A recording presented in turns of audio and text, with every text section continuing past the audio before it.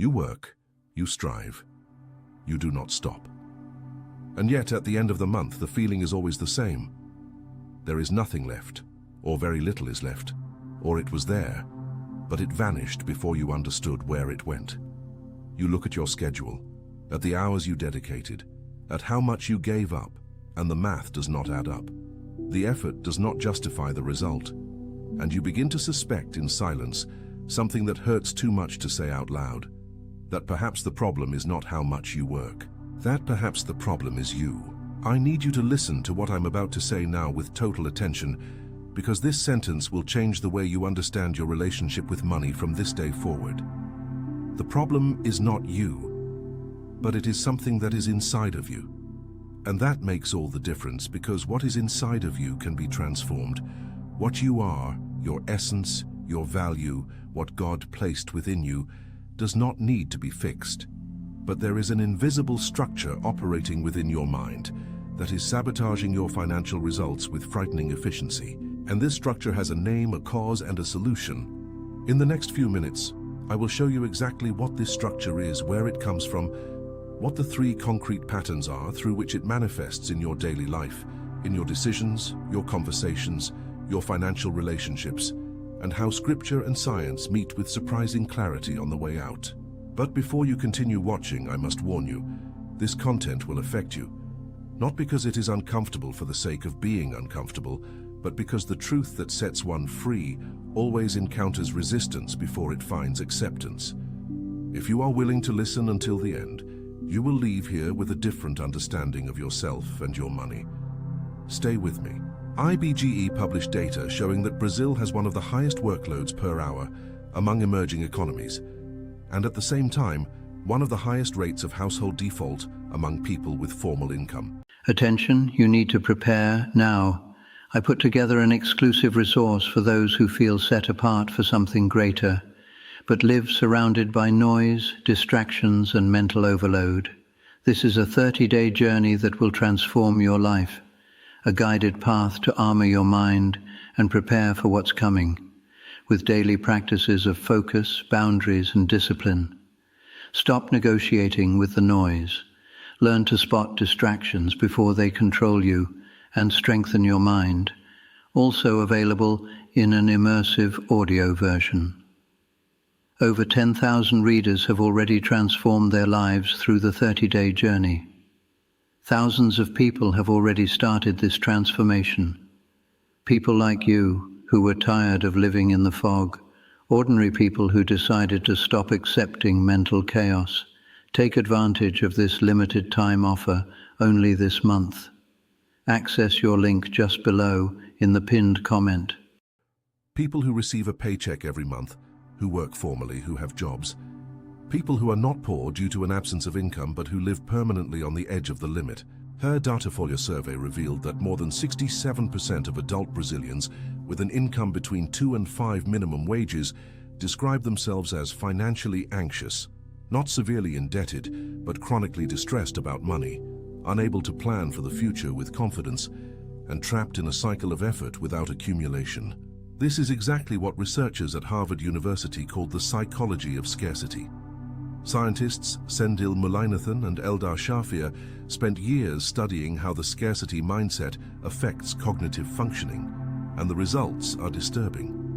When a person operates under a scarcity mindset, their brain literally loses available cognitive capacity for long-term planning. It is as if the constant worry about what is missing consumes mental bandwidth that should be available for strategic decision-making. And the result is that the person in a scarcity mindset makes worse decisions about money, not for lack of intelligence, but because the brain is overloaded with survival anxiety. But here is the data that few mention. The psychology of scarcity is not produced solely by an objective lack of resources. It is produced by the identity that the person carries about themselves in relation to money. And identities can persist long after the circumstances that created them have disappeared.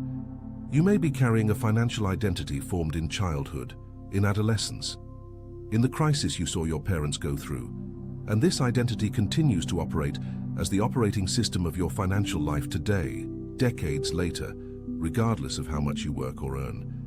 This is not weakness, it is neurology. Researchers from the Institute of Neurosciences at UniFESP documented that beliefs formed in contexts of financial stress in childhood create neural networks of automatic response that activate before any decision involving money in adult life, even when the objective situation is completely different from the one that generated the original belief. In other words, your adult brain may be responding to a threat from 1998 as if it were happening today. If you had never understood it this way, I want you to do something now. Click to subscribe to the channel, because what we do here every week is exactly that, bringing science, psychology, and biblical theology to real life, to the concrete issues you face. Click the red button and activate the bell. Now stay with me, because the part that really changes everything is coming. There is a Hebrew word that appears more than 200 times in the Bible, and that most translations simplify in a way that erases almost all of its original meaning. The word is chayil, hayil. In the most common translations, it appears as virtue or nobility or strength. But the original meaning is much richer and much more practical than any of those terms suggest. Chayil describes a specific combination of capacity, vigor, wealth, and valor. It is the word used in the book of Proverbs to describe the woman who produces, who invests, who evaluates, who manages, who has the internal capacity to generate and multiply wealth actively and intentionally. When Ruth arrives in Bethlehem as a foreign widow, completely without resources, and the narrator says she is a woman of chayil, he is not describing an external financial reality. He is describing an internal reality, an installed capacity that has not yet found the right circumstances to manifest completely, but which already exists, is already active, is already real. This completely changes the question you need to ask about yourself. The question is not, how do I get more money? The question is, what is the identity I carry internally regarding my capacity to generate, receive, and manage wealth? Because it is this identity that determines what you see, what you pursue, what you accept, and what you sabotage without realizing it. Before I show you the 3 concrete patterns of sabotage, and I promise that at least one of them will identify you immediately, I need you to understand where the deepest identity of scarcity comes from, because it does not begin in your childhood. It begins much earlier than that, and the place where it begins is exactly where the solution also begins. In the book of Exodus, the people of Israel spend 400 years in Egypt as slaves. 400 years of identity formed under a single premise. You have no right to the product of your labor. You produce, but you do not accumulate. You strive, but the harvest belongs to another. You exist to sustain the system of someone more powerful than you. And when Moses takes them out of Egypt, when liberation arrives in a literal and concrete way, the greatest problem is not the desert. The greatest problem is that Israel carries Egypt within itself. They physically leave Egypt in 3 days, but Egypt does not leave them in 40 years. In every difficulty, the automatic response is the same: longing for Egypt, not for the freedom that Egypt never gave, but for the predictability of slavery, because slavery, as bad as it was known, and the human brain prefers familiar suffering to unknown freedom. This is not an isolated spiritual weakness of the people of Israel, it is universal neurology. It is what researchers at Stanford University call asymmetric risk aversion, the documented tendency of the brain to evaluate a potential loss with much more emotional weight than an equivalent gain, leading to decisions to preserve the status quo, even when the status quo is objectively inferior to the available alternative. The identity of the enslaved does not require visible chains. It operates from within, and this is the biblical root of the psychology of scarcity. Not the absence of resources, but the presence of an identity that considers itself unworthy of inhabiting them permanently. Now I will show you the 3 patterns by which this identity operates in your life today. Pay attention with honesty, because the recognition of these patterns is already half of the transformation. The first pattern is what researchers call the inverted entitlement identity. It is when, the moment something good arrives, an unexpected bonus, a real business opportunity, a contract that pays well, your first impulse is not strategic gratitude.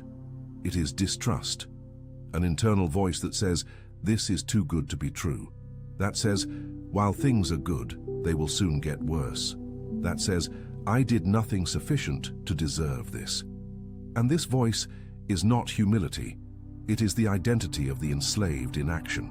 The practical consequence is that you spend what arrives before saving it, because unconsciously you do not believe it will last, or you sabotage the opportunity with prolonged hesitation, because deep down you think it was not for you.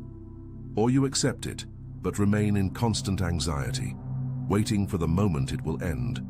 And this state of chronically elevated anxiety is exactly what the HeartMath Institute identified as one of the main blockers of long-term financial decision-making. Do you recognize this in yourself? The second pattern is what I will call loyalty paralysis. This is the most silent and the most difficult to identify because it disguises itself as consideration for others. It is when you do not grow financially, because growing means differentiating yourself from your group of origin, from family, from longtime friends, from the social circle where you were formed. And within this group, there is an implicit and never declared norm. Here, we do not get rich. Here, we get by. Here, whoever stands out too much is betraying those who stayed behind. Researchers from Endeavor Brazil, who study the behavior of first-generation entrepreneurs in low-income contexts, documented a consistent phenomenon they call ascension guilt, the psychological discomfort that arises when a person begins to prosper beyond the implicit ceiling of their group of origin. And the most common response is not to overcome this discomfort, it is to sabotage one's own growth to eliminate it. You start earning more, and suddenly a reason appears to spend more with the group. You close a better deal and suddenly become more generous than your financial situation allows, not out of genuine gratitude, but to pay the emotional cost of having advanced. You level down so as not to have to deal with the weight of having leveled up. The parable of the talents in Matthew 25 is direct and disturbing regarding this pattern. The servant who receives 1 talent and buries it is not described as intentionally evil. He is described as afraid. The fear of making a mistake, of losing, of exposing oneself, the fear that is the central emotion of the enslaved identity, leads to inaction. And Jesus is unequivocal about the result. To him who has, more will be given. From him who does not have, even what he seems to have will be taken away. Not as an arbitrary punishment, as a natural consequence of a system in which resources flow to where there is active management, not to where there is static fear. The servant who buries the talent does not lose what he had for lack of effort. He loses it for lack of identity, for not having internalized that he had authority and responsibility over what was placed in his hands. Go to the comments now and write the word Chayil, just that. One word, Chayil, because when you write that, you are making a declaration. I recognize the capacity that was installed in me, and I will no longer bury it out of fear. Go there now, Chayil. The third pattern is the most technical of the three, and the one with the largest scientific literature behind it. It is what behavioral economics researchers call hyperbolic discounting, the documented tendency of the human brain to value immediate rewards exponentially more than equivalent or superior future rewards. In practical terms, you know that investing 200 Rs a month for 20 years builds a significant reserve. You know this. But in the concrete moment of making the decision, the immediate pleasure of spending those 200 Rs weighs much more than the abstract benefit 20 years in the future. This is not a lack of moral discipline. It is the standard functioning of the human brain under the influence of a scarcity identity, because the mind that does not believe in the future does not invest in the future. And the mind that does not invest in the future confirms the belief that the future never improves. It is a closed cycle, and it only opens when the identity changes, not when the income increases. Here is something that most financial content completely ignores. Increasing income without transforming financial identity is like putting new water into a leaking pipe. IBGE followed families for 8 years who received significant income transfers in Brazil, and the data shows that a significant percentage of these families returned to their previous financial condition within 5 years after the benefit ended. Not because they are irresponsible, because the internal operating system did not change, because the identity that was managing the resources was the same before and after. This is exactly what Paul is describing in Philippians 4:11, when he uses the Greek verb perisevo. Most translations render this passage as, "I have learned to be content in whatever state." But periseo literally means to abound, to have in excess, to overflow. And Paul says he learned, emathon, learned by experience, to operate both in the state of scarcity and in the state of abundance without either defining his fundamental identity. This is shocking when you understand what Paul is saying. He did not learn to resign himself to poverty. He learned not to be defined by it. And likewise, he learned not to be defined by abundance, to carry it without the anxiety of losing it, without the guilt of having it, without the compulsion to spend it to prove he is not attached to it. This is the identity of stewardship. And it is the exact opposite of the two most common traps, the enslaved identity that cannot receive and the consumer identity that cannot save. If this content is making sense, if you are seeing your own story within these words, do one thing now. Click the like button. Because when you like, you help this video reach other people who are trapped in the same cycle you are breaking now, and who need to hear this as urgently as you did. Click the like now. The transformation of financial identity does not happen by a voluntary decision on a specific day. It happens through a process that Scripture describes with a precision that modern neuroscience has confirmed. In Romans 12:2, Paul uses the Greek word metanoia, metania, translated as renewal of the mind. But meta means beyond, and nous means mind. Metanoia is literally going beyond the current mental pattern. It is a structural transformation of the belief system, not a change of mood. And neuroscience calls this neuroplasticity. Consolidated research shows that the adult brain maintains the capacity to create new neural networks, new processing routes, new automatic responses until the end of life, provided it is exposed to consistent and intentional stimuli over time. This means that the financial identity you carry today is not permanent. It was built by repetition, and it can be deconstructed and reconstructed by the same mechanism. But here is where most personal development approaches fail. They sell the renewal of the mind as an event, a revelation, a turning point, as if there were a date on the calendar after which everything changes automatically. That is not how transformation works. That is not how neuroplasticity works. And that is not what the Bible teaches. Joseph spent 13 years between the pit and the throne, 13 years of process, 13 years in which the identity God had declared over him, the dream, the calling, was completely invisible in his external circumstances. A slave in Potiphar's house, a prisoner unjustly accused, forgotten by the cupbearer who promised to intercede for him. Each season seemed a contradiction of the promise, and in each season, Joseph did not wait for external circumstances to validate the internal identity. He managed what was in his hands as if what was in his hands deserved excellence, regardless of how much it was. Genesis documents this with a precision that seems almost provocative. In every position Joseph occupied, from the most humble, the text repeats that everything prospered in his hands. Not because Joseph had a magic formula, because Joseph had a stewardship identity that operated regardless of the context. That did not need favorable circumstances to function because it was not produced by circumstances. It was produced from within. Egypt did not produce Joseph's identity.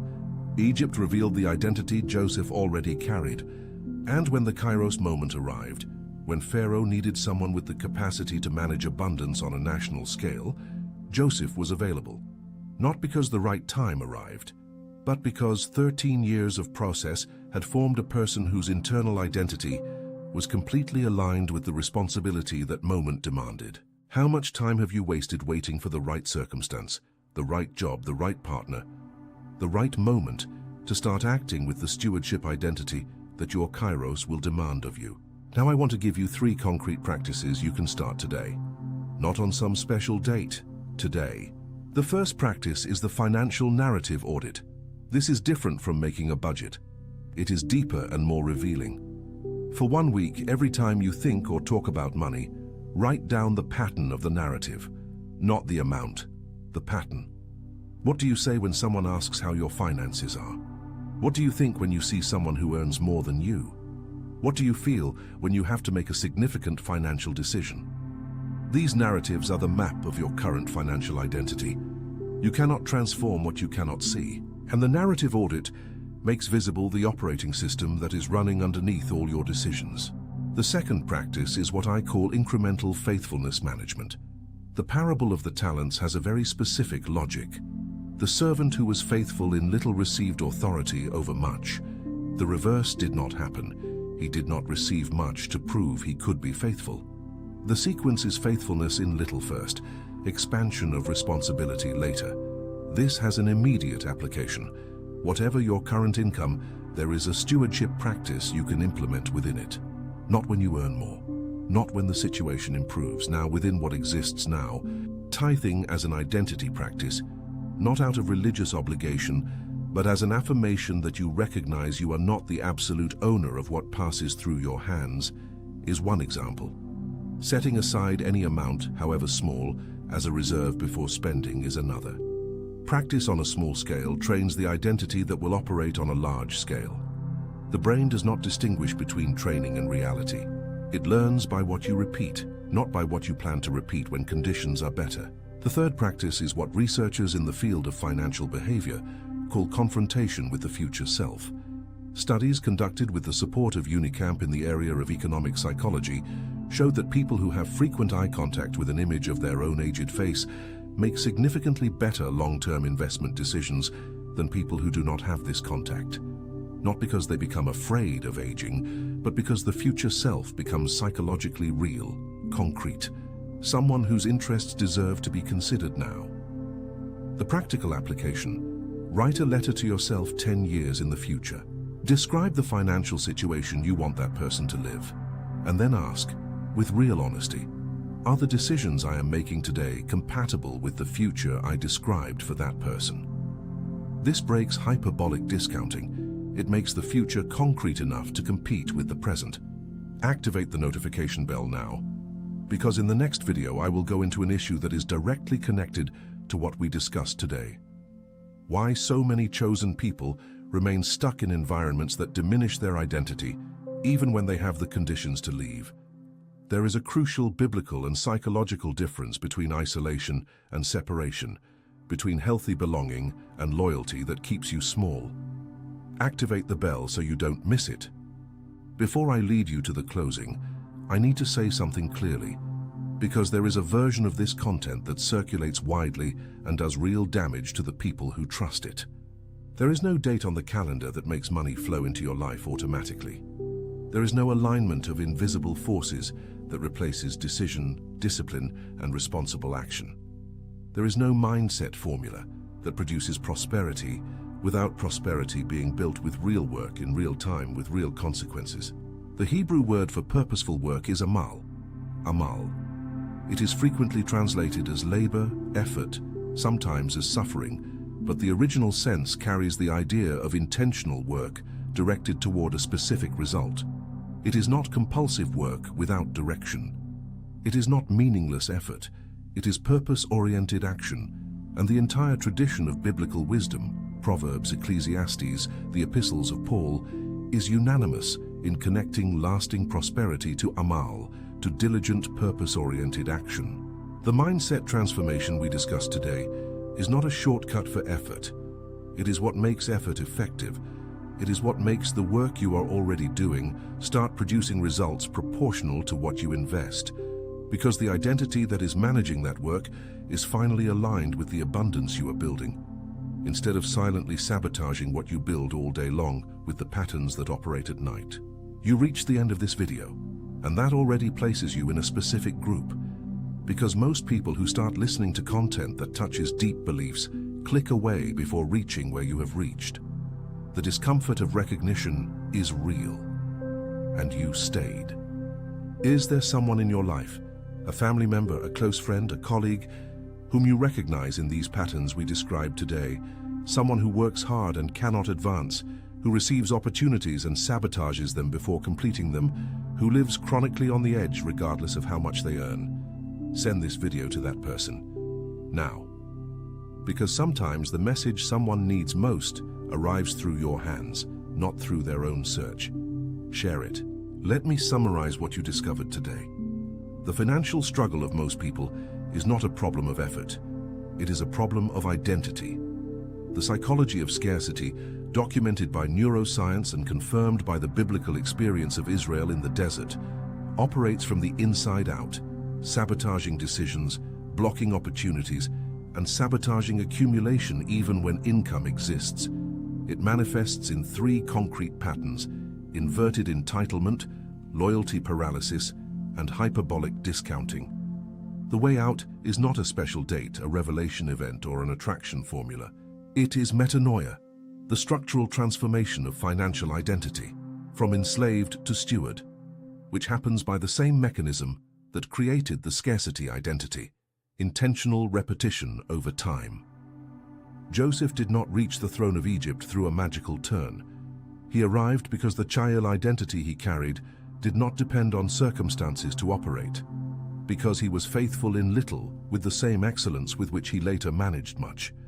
Because the 13-year process was not waste, it was formation. Your process is not waste, it is formation. The question that remains for you, with honesty and without haste, which of the three patterns we described today do you recognize most clearly in yourself?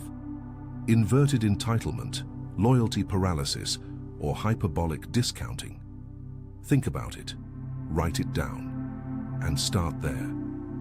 In the next video, why the distance you feel from certain people and environments is neither rejection nor arrogance, it is separation. And what is the biblical and psychological difference between the two that changes everything about how you interpret your relationships in this season? Until then. Attention, you need to prepare now. I put together an exclusive resource for those who feel set apart for something greater, but live surrounded by noise, distractions, and mental overload.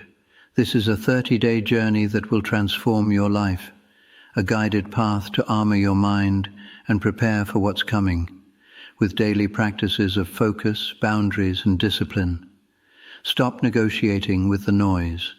Learn to spot distractions before they control you and strengthen your mind. Also available in an immersive audio version.